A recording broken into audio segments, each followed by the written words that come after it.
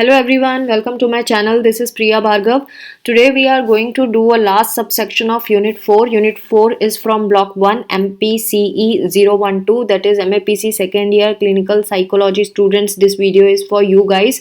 I have already made 2 videos from this unit. This is the third video and the last one.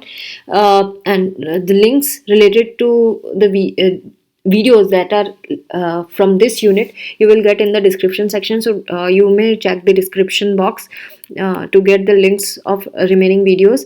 हम already इसमें ethics in assessment कर चुके हैं, APA ethics code कर चुके हैं. आज हम ethical issues in assessment के बारे में बात करेंगे.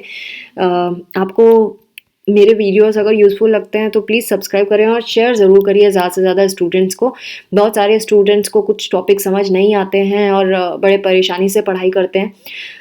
सो अगर ये वीडियोस उनको हेल्प होती है तो ज़रूर करना चाहिए. तो इन वीडियोस को शेयर ज़रूर करें. Let us start with today's topic, ethical issues in assessment. Assessment जब हम करते हैं, जब हम टेस्ट किसी क्लाइंट के ऊपर अप्लाई कर रहे होते हैं, तो कौन से ऐसे एथिकल इश्यूज हैं जो आ जाते हैं, रास्ते में अड़ंगे लगाते हैं, यानी हमें उस पर ध्यान देना होगा. ये 3 जो बहुत इम्पॉर्टेंट एरियाज़ हैं जिन पे हमें देखना है, जिनके बारे में हमें जानना है, वो है informed consent, confidentiality and privacy. ये तीनों चीज़ें बहुत मिलते से टर्म है, बट क्या हैं ये वो हम जानेंगे. कॉन्सेंट मतलब जो क्लाइंट है उसकी हामी भरवाना. क्या वो तैयार है? तैयार किसके लिए? ट्रीटमेंट का कॉन्सेंट होना, रिसर्च में पार्टिसिपेट करने का कॉन्सेंट भी हो सकता है, या उसकी इन्फॉर्मेशन को कहीं पे रिलीज़ करना है, इसकी इन्फॉर्मेशन किसी को देना, उसका कॉन्सेंट भी हो सकता है. तो बहुत सारे कॉन्टैक्ट्स होते हैं जहाँ पे उन कॉन्टैक्ट्स में हमें उनकी कॉन्सेंट लेने की ज़रूरत पड़ती है. और ये एक लीगल टर्म है कॉन्सेंट. सो इसीलिए जिनकी कई पेशेंट ऐसे भी होते हैं जिनकी इन्फॉर्मेशन लीक कर दी जाती है उनसे बिना परमिशन के, तो ये इलीगल वर्क है, ऐसा नहीं करना चाहिए. तो इन्फॉर्म्ड कॉन्सेंट जब असेसमेंट की बात आती है, असेसमेंट में इसका मतलब ये होता है जो टेस्ट टेकर है या फिर उसका जो गार्जियन है या लीगल गार्जियन है या वो खुद ही है जो टेस्ट दे रहा है, या क्लाइंट को मैं टेस्ट टेकर को मैं क्लाइंट बोलूँगी, जो भी क्लाइंट है अगर उसने कॉन्सेंट भरा है, इसका मतलब वो तैयार है. और उसका कॉन्सेंट जब हाँ असेसमेंट में कॉन्सेंट हमें लेना होता है उसका, तो टेस्ट लेने से पहले उसकी हामी लेना ज़रूरी है, उसका कॉन्सेंट लेना ज़रूरी है. और उसको ये भी बताना हमें ज़रूरी है कि किन रीज़न से हम ये टेस्ट कर रहे हैं, इसका जो डाटा होगा उसको कहाँ यूज़ किया जाएगा टेस्ट के डाटा को, और पॉसिबल कंसिक्वेंसेस क्या हो सकते हैं. यानी कि इसके कॉन्सेंट जो रिजल्ट डाटा है उस टेस्ट को लेने के क्या रिस्क हैं, उसके जो डाटा है उसका बेनिफिट क्या होगा, वो सब हमें उसको बताना होगा. क्या इन्फॉर्मेशन रिलीज़ की जा सकती है किसी कंडीशन में, यानी अगर सपोज़ कोई क्रिमिनल है, उसका हमने असेसमेंट किया है, तो ऑब्वियसली वो तो हमें उसको उसकी इन्फॉर्मेशन देनी होगी, उसको बताना भी होगा कि आपकी इन्फॉर्मेशन हमें देना होगा. और ये इन्फॉर्मेशन किसको दी जाएगी, किसको रिलीज़ की जाएगी, ये भी बताना होगा. ये APA 1996 में ऐसा इन्फॉर्म्ड कॉन्सेंट इन असेसमेंट में बताया गया. कभी कभी इन्फॉर्म कॉन्सेंट जो होता है ऐसी इन्फॉर्मेशन को ऑब्टेन करने के लिए जो रिक्वायर्ड नहीं होती, जैसे कि कोर्ट ने बोला है हमें कि इसके ऊपर असेसमेंट करना है, तो तभी भी हमें इन्फॉर्म कॉन्सेंट लेना होता है. अगर इन्फॉर्म कॉन्सेंट नहीं उसकी ज़रूरत नहीं है तो भी ऐसा माना गया, APA ये कहता है कि अगर मान लीजिए हमें इन्फॉर्म कॉन्सेंट की ज़रूरत ही नहीं है, तो भी ये APA ऐसा कहता है कि हमें टेस्ट टेकर को इन्फॉर्म करना होगा कि टेस्टिंग प्रोसेस क्या है, कौन कौन उसकी रिपोर्ट्स को देखेगा. लेकिन ये ध्यान रखें, ये इंश्योर कर लें कि ऐसा ना हो कि आपने ये चीज़ें बोल दी उसको कि आपकी रिपोर्ट ये लोग देखेंगे, एंड वो इंसान अपना सारा दिमाग ही चेंज कर दे और वो डर के मारे गलत इन्फॉर्मेशन दे दे. या उसको और आपको क्या चीज़ें नहीं देनी, ये चीज़ें ना उसको डरा भी दे सकती हैं, मतलब पेशेंट को आपको, लेकिन ये नहीं बताना कि वो टेस्ट काम कैसे करता है। सो कॉन्सेंट में 3 सेपरेट एस्पेक्ट होते हैं। एक होता है वॉलंटियरीनेस, दूसरा होता है कंपिटेंस, तीसरा होता है इंफॉर्मेशन। वॉलंटियरीनेस का मतलब होता है कि जो एग्जामिनर है उसमें उसको जो क्लाइंट है उसका कंसेंट लेना होगा और बिना उसको प्रेशर में डाले, मतलब उसको कुछ ज़ोर ज़बरदस्ती नहीं करना। वो अपनी मर्ज़ी से आएगा, जो क्लाइंट है वो अपनी मर्ज़ी से टेस्ट देना चाहता है, इसीलिए इसका नाम है वॉलंटियरीनेस, कि वो वॉलंटियर होगा, वो अपनी इच्छा से करेगा टेस्ट। ये चीज़ एग्जामिनर को ध्यान में रखना है। अब आई कॉम्पिटेंस की बारी। जो टेस्ट टेकर है यानी कि जो क्लाइंट है वो लीगली कॉम्पिटेंट होना चाहिए अपना कॉन्सेंट देने के लिए। अगर मान लीजिए लीगली ये कहा गया है कि ये इनकम्पिटेंट है, मान लीजिए मेंटली रिटार्डेड है या किसी और वजह से हम ऐसा मानता है लॉ कि वो कम्पिटेंट नहीं है अपना कॉन्सेंट देने के लिए, तो कोई और एडल्ट जो कम्पिटेंट है उनसे हमें कॉन्सेंट लेना ज़रूरी है। कोई बच्चा है जो बहुत छोटा है तो उसके गार्जियन से हमें कॉन्सेंट लेना होगा। और ये लीगल एज भी होती है, इसमें हर एक कंट्री में अलग अलग होती है, कितनी एज के बच्चे कॉन्सेंट दे सकते हैं, कितनी एज के बच्चे नहीं दे सकते हैं। कभी भी बच्चे या फिर एडल्ट को जो लीगली इनकम्पिटेंट माना गया है उनका जो कॉन्सेंट है ये उनके पेरेंट्स, गार्जियन, इन सब से हमें लेना होगा, ये मैं ऑलरेडी बता चुकी हूँ। और एक और चीज़, जो टेस्टिंग है अगर वो ऐसी लैंग्वेज में है जो बंदा समझता नहीं है तो आपको ये ध्यान रखना है कि उसकी भाषा में ही उससे हम ये ले कॉन्सेंट ले, और जो एग्रीमेंट है वो भी उसी की भाषा में लिया जाए। फाइनली जो टेस्ट टेकर होता है उनको प्रॉपर इंफॉर्मेशन ज़रूरी है कॉन्सेंट की।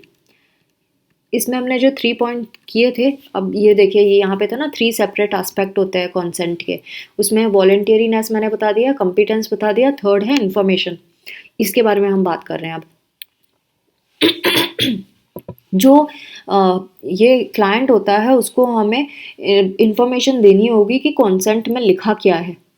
जो भी इंफॉर्मेशन है वो टेस्ट टेकर को हेल्प करेगा कि वो जाने कि उसका ये टेस्ट क्यों हो रहा है और वो डिसीजन ले सके कि उसने इस असेसमेंट में पार्टिसिपेट किया है। तो कभी कभी अननेसेसरी भी होता है कि सारे पॉसिबल आउटकम्स या सारे सिनेरियो हम क्लाइंट को नहीं बता सकते, लेकिन हम फैक्ट्स ज़रूर बता सकते हैं। जो रीज़नेबल फैक्ट्स हैं वो तो हम बता ही सकते हैं कि सो दैट इन्फॉर्म्ड कॉन्सेंट हमारे पास आए, उसको ये पता हो कि उसके ऊपर हमने असेसमेंट क्यों किया है, ये असेसमेंट क्या चीज़ होती है, क्यों किया जा रहा है, और ये कॉन्सेंट जो है हम उससे क्यों ले रहे हैं, ये सब हमें उसे बताना होगा। चाहे हम वो टेस्ट रिज़ल्ट को डिसीजन मेकिंग में यूज़ कर रहे हैं या उसकी जो टेस्ट रिपोर्ट है वो क्लाइंट की फ़ाइल में रख रहे हैं, या और उसको ये भी बताना होगा कि जो क्लाइंट है उसका पूरा राइट है कि वो कभी भी टेस्ट छोड़ के जा सकता है, वो विड्रॉ कर सकता है अपना नाम, ऐसे करके उसको हमें सारी चीज़ें बताना ज़रूरी है टेस्ट टेकर को, यानी कि क्लाइंट को। और एक और चीज़ जो बहुत बुरी चीज़ देखी गई है वो ये कि साइकोलॉजिस्ट जो होते हैं वो फीडबैक नहीं देते टेस्ट टेकर को, मतलब टेस्ट ले लिया उनका काम हो गया, उसके बाद वो नहीं बताते कि उसकी रिपोर्ट क्या आई थी और क्या। और एपीए 1996 में ये क्लियरली स्टेट किया गया है कि आपको फीडबैक देना होगा। आपने जो भी टेस्ट लिया है, असेसमेंट के जो भी रिपोर्ट है, वो आपको उसको बताना होगा क्लाइंट को, और क्लाइंट का पूरा राइट है कि वो ये बोले कि 2 मेन पर्पसेस होते हैं फीडबैक सेशन के। फीडबैक सेशन में 2 मेन पर्पसेस क्या है? पहला, जो फीडबैक सेशन है वो अलाउ करता है कि जो टेस्ट टेकर है वो इनकरेक्ट कंक्लूजन या मिसलीडिंग कंक्लूजन्स पे ऊपर रेस्पॉन्ड कर सके। दूसरा, जो ये थेराप्यूटिक है क्लाइंट के लिए, कभी कभी ये थेराप्यूटिक भी हो जाता है अगर क्लाइंट को पता है, तो उससे क्या होगा, उसके सिम्टम्स रिड्यूस हो जाएंगे या क्लाइंट थेरेपिस्ट रैपोर्ट भी बहुत अच्छा बन सकता है। तो 2 रीज़न से ये बहुत ज़रूरी है कि फीडबैक सेशन होना चाहिए। और फीडबैक सेशन में एक तो क्लाइंट जो भी कंक्लूजन निकाला गया है उसकी असेसमेंट के ऊपर, उस पे वो रिस्पॉन्ड कर सकता है। दूसरा, उसका रिलेशनशिप अच्छा हो जाएगा थेरेपिस्ट के साथ, वो अपने ऊपर काम कर सकता है, सिम्पटम रिड्यूस कर सकता है, इसीलिए बताना चाहिए। अगेन स्पेशल केयर भी देना चाहिए कि इन्फॉर्मेशन कैसे प्रेजेंट की जाए हर एक क्लाइंट के सामने।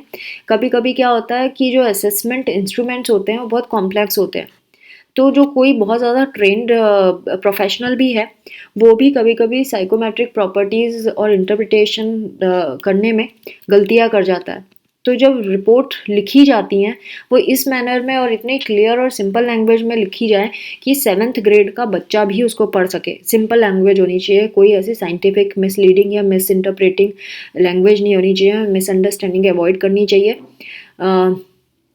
और जो एग्जामिनर होता है वो आंसर स्पेसिफिक क्वेश्चंस जो होते हैं असेसमेंट के रिजल्ट के ऊपर, वो क्लैरिफाई करना आना चाहिए। अगर क्लाइंट कुछ पूछता है असेसमेंट के बारे में तो एग्जामिनर को ये पता होना चाहिए कि उसका आंसर क्या है।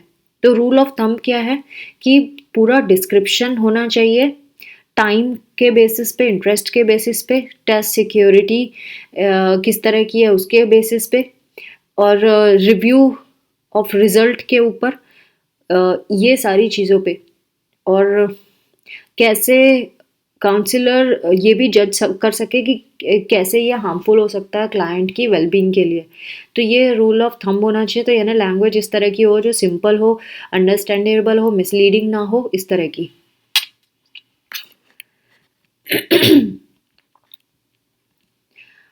जो इन्फॉर्मेशन है जो आउटडेटेड डेटा की इंफॉर्मेशन है, ऐसी पॉलिसीज़ हैं जिनको हमें रिव्यू करना पड़ता है टेस्ट टेकर के साथ। यानी हम कोई टेस्ट ऐसा नहीं ले सकते जो ऑब्सोलीट टेस्ट डाटा को यूज़ करके इसका रिजल्ट नहीं बना सकते। क्लाइंट के ऊपर हमने असेसमेंट किया और हमने पुराने तरीके से उसको असेस कर लिया, दिस इज़ रॉन्ग, हमें नहीं करना चाहिए।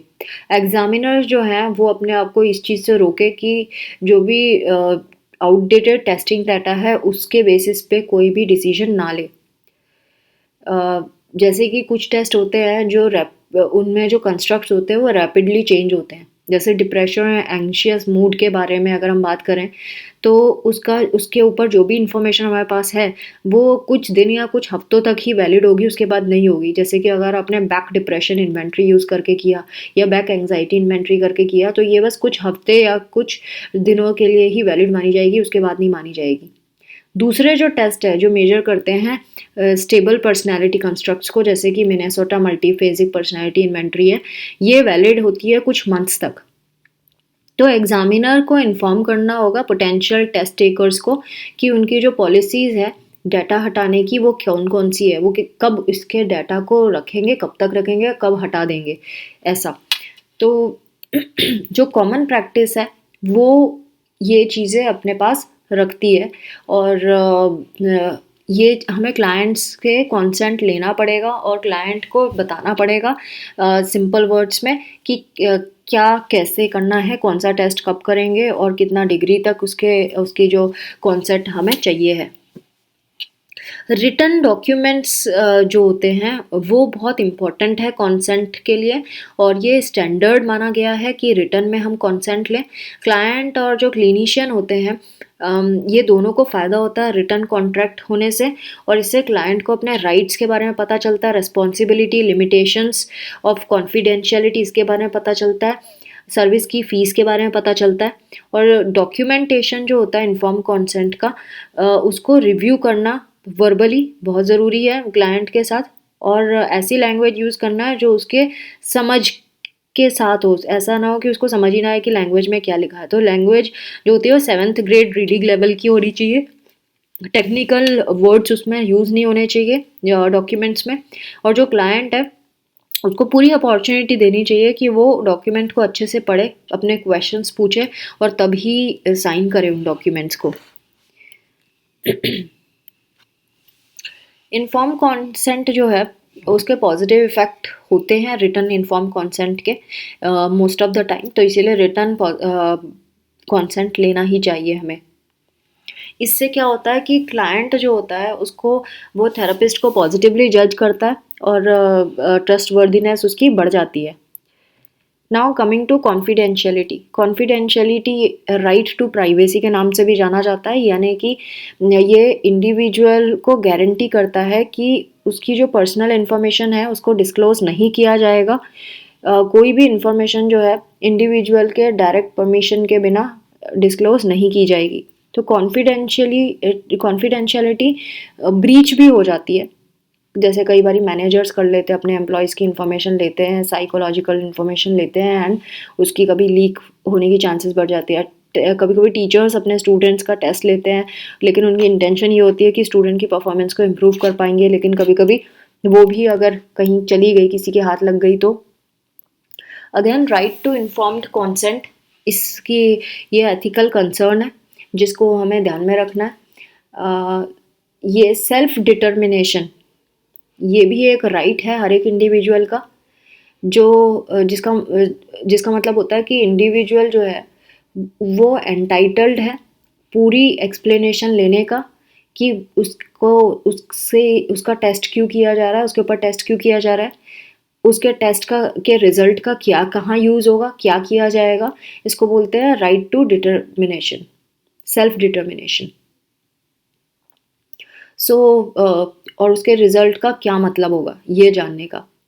इसको एक और इन्फॉर्म कॉन्सेंट जैसे हम ऑलरेडी पढ़ चुके हैं, इसमें कन्वे किया जाता है कि स्ट्रेट फॉरवर्डली कि उसकी इन्फॉर्मेशन का क्या किया जाएगा, उसकी कॉग्निटिव एबिलिटीज़ जो होगी। इन्फॉर्म्ड कॉन्सेंट जो है अगर किसी स्टूडेंट के बारे में बात कर रहे हैं तो स्टूडेंट की भी होनी चाहिए और पेरेंट्स की भी होनी चाहिए। तो पेरेंटल परमिशन को हमें कंफ्यूज नहीं होना चाहिए इन्फॉर्म कॉन्सेंट के साथ। इन्फॉर्म कॉन्सेंट का मतलब होता है हमने इन्फॉर्म किया है एंड देन उसका परमिशन लिया है। ये कुछ एग्जांपल थे इसलिए मैंने हाईलाइट तो किया, बट ये आप बहुत अगर आप इसकी डेफिनेशन समझ गए तो ये आप खुद से कर लेंगे। आगे हम बढ़ेंगे। लाइक इन्होंने इंश्योरेंस कंपनीज़ का बताया कि कैसे इंश्योरेंस कंपनीज़ करती हैं, कैसे डाटा अपने पास रखती हैं, और ये भी ये बताते हैं कि इनकी किसी की इन्फॉर्मेशन कहीं और किसी और के हाथ में नहीं लगेगी। साइकोलॉजिस्ट जो हैं इनको एपीए एथिक्स कोड 2002 की गाइडलाइंस पढ़नी चाहिए जब भी ये एथिक्स कोड को कंप्लाई करेंगे, यानी एथिक्स कोड को मानने के लिए। तो जो साइकोलॉजिस्ट होते हैं ये टेस्ट टेकर को इन्फॉर्म करते हैं, असेसमेंट से पहले इन्फॉर्म करते हैं, ये बहुत मैंडेटरी होता है। और ऐसा भी हो सकता है कि कभी कभी इनकी इन्फॉर्मेशन रिलीज़ हो सकती है, कहाँ कहाँ हो सकती है ये भी हमें बताना पड़ता है। थर्ड पार्टीज़ कभी कभी रिक्वेस्ट करती हैं ऐसी साइकोलॉजिस्ट रिपोर्ट साइकोलॉजिस्ट से कि ये हमें टेस्ट टेकर के कुछ इन्फॉर्मेशन चाहिए। तो थर्ड पार्टी कौन है एक तो हमें ये पता होना चाहिए, और वो इन्फॉर्मेशन रिलीज़ करने से पहले हमें टेस्ट टेकर का कंसेंट लेना ज़रूरी है, तभी हम थर्ड पार्टी को उसकी इन्फॉर्मेशन दे सकते हैं। तो जब तक कि वो खुद ग्रांट नहीं करता कंसेंट तब तक हम नहीं दे सकते। इस चीज़ के लिए हमें कॉन्शियस रहना पड़ेगा। या फिर किसी लॉ एंड ऑर्डर की वजह से, लीगल इशू की वजह से हमें करना पड़ रहा है, तो वो कोर्ट, और जब तक कोर्ट ऑर्डर देगा तभी हम कर पाएंगे। तो एग्जामिनर को ये क्लैरिफाई करना ज़रूरी है लिमिट्स ऑफ कॉन्फिडेंशियलिटी। क्या लिमिट्स है कॉन्फिडेंशियलिटी की, चाइल्ड के साथ क्या है, लीगल गार्जियन के साथ क्या है टेस्टिंग के टाइम पे, और ये कब किन सर्कमस्टेंसेस में रिलीज़ की जा सकती है, ये पता होना चाहिए। Now next topic is invasion of privacy. जो एग्जामिनर होता है, कभी कभी क्या होता है क्लाइंट एग्जामिनर को सारी चीज़ें नहीं बताना चाहता, क्योंकि उसको लगता है कि उसको ये नहीं बताना चाहिए। लाइक एक क्लाइंट है जिसकी कोई ऐसी चीज़ है जो वो ये सोचता है कि वो अपनी ये वाली चीज़ किसी को भी नहीं बताना चाहता, साइकोलॉजिस्ट को भी नहीं बताना चाहता। सो वो कभी कभी अपनी इन्फॉर्मेशन नहीं देता complete, all because that person does not feel कि वो अपनी सीक्रेट को किसी को बताए। सो ये जो इन्फॉर्मेशन है और उसको ऐसा लगता है कि अगर वो ये इन्फॉर्मेशन देगा तो उसको गलत तरीके से यूज़ किया जाएगा। सो इसका हमें ध्यान रखना पड़ता है ये जो राइट है इसको बोलते हैं, ये एसेंशियल होता है उसकी डिग्निटी और सेल्फ डिटर्मिनेशन की फ्रीडम को इंश्योर करने का। तो invasion of privacy issue usually कब आता है? ये बहुत कंट्रोवर्शियल भी हो सकता है पर्सनालिटी टेस्ट में, क्योंकि पर्सनालिटी टेस्ट में हमें कुछ ऐसी चीज़ें पता चल जाती हैं जो डिस्गाइज्ड होती है, जो पेशेंट को नहीं पता होता कि वो उसके बारे में हमें क्या क्या चीज़ें पता चल जाएंगी। तो ये जो इन्वेजन ऑफ प्राइवेसी है ये वहाँ ज़्यादा रोल प्ले करती है, क्योंकि पेशेंट नहीं बताना चाहता लेकिन हमें पता चल गया, हम क्या करें फिर। तो ये इस चीज़ का ध्यान रखना पड़ता है। तो कभी कभी पर्सन अननोइंगली अपनी वो कैरेक्टरिस्टिक्स को रिवील कर देता है जो वो प्राइवेट रखना चाहता है। अगर इस तरह के से किसी की इंफॉर्मेशन रिलीज हो जाती है तो हम उसकी क्लाइंट की परमिशन लेंगे। बहुत सारे एक्सेप्शंस हैं, जैसे राइट्स ऑफ माइनर्स हो गए। देन कभी कभी जो क्लाइंट होता है वो खुद के लिए या दूसरों के लिए डेंजरस हो जाता है। वो अपनी इंफॉर्मेशन जो एबिलिटी होती है इंफॉर्मेशन को कंट्रोल करने की क्लाइंट के हाथ में होती है, लेकिन वो कभी कभी वो उसको नहीं रख पाता। कभी कभी लोग भी अनएजुकेटेड होते हैं, उनको यही नहीं पता होता कि उनके राइट्स क्या हैं, और इस वजह से भी उनकी इन्फॉर्मेशन लीक हो जाती है। तो ये प्राइवेसी जो इन्वेजन ऑफ प्राइवेसी है, ये होने का खतरा बहुत ज़्यादा होता है जब इंसान को ये नहीं पता होता कि उसके राइट्स क्या क्या हैं। सो एप्लीकेंट्स जो है अननोइंगली रिवील कर देते हैं अपनी इन्फॉर्मेशन और टेस्ट क्वेश्चंस में, लेकिन उनकी जो इन्फॉर्मेशन है कहीं और थर्ड पार्टी को ना जाए उसका ध्यान हमें रखना पड़ेगा। सो जो एपीए है उन्होंने अपने प्रिंसिपल्स बताए, एथिकल प्रिंसिपल्स बताए हैं कि कोड ऑफ कंडक्ट्स के बारे में बात किया है, और वो एनकरेज करते हैं कि इन गाइडलाइंस को सारे साइकोलॉजिस्ट पढ़े। जो एग्जामिनर्स होते हैं उनको हमेशा कंटिन्यूसली इवेलुएट करते रहना चाहिए। जो टेस्ट है या सीरीज ऑफ टेस्ट हैं वो कब तक वैलिड है, और वो कब तक वो पर्टिकुलर पर्पस को सर्व कर रहे हैं। जो भी स्कोर्स हैं वो प्रॉपरली इंटरप्रेट किए हैं या नहीं किए हैं पर्टिकुलर कॉन्टेक्स्ट में, ये भी हमें ध्यान रखना पड़ेगा। इन्फॉर्म्ड कॉन्सेंट में अगेन जैसे मैंने बताया कि हमें टेस्ट का रैशनल बताना ज़रूरी है। डाटा कहाँ से ऑब्टेन हुआ है, कहाँ जाएगा, कौन कौन यूज़ करेगा, वो हमें बताना ज़रूरी है। इसका मतलब ये नहीं है कि जो क्लाइंट है उसको सारी चीज़ें हम बता, जैसे मैंने पहले भी बताया था कि हम ये नहीं कि हम सारी चीज़ें बताते कि ये टेस्ट से हमें ये सब पता चल जाएगा, ये सब हम नहीं बताते। हम ये बताते हैं ये टेस्ट है, ये आपकी पर्सनैलिटी टेस्ट होगा, लेकिन हम ये नहीं बताएंगे पर्सनैलिटी टेस्ट में हमें क्या क्या चीज़ें पता चल जाएंगी, वो डिटेल नहीं देना, या ये भी नहीं बताना कि हम कैसे उसको डाटा को कैलकुलेट करते हैं। तो टेस्ट फॉर्मेट और इंटेंट ये बताना ज़रूरी है, और किस मैनर में ये टेस्ट किया जाएगा वो बताना ज़रूरी है क्लाइंट को। So friends, this was all about unit 4। आज मैंने ये ब्लॉक फिनिश कर दिया, आपका ब्लॉक 1 MPCE 012।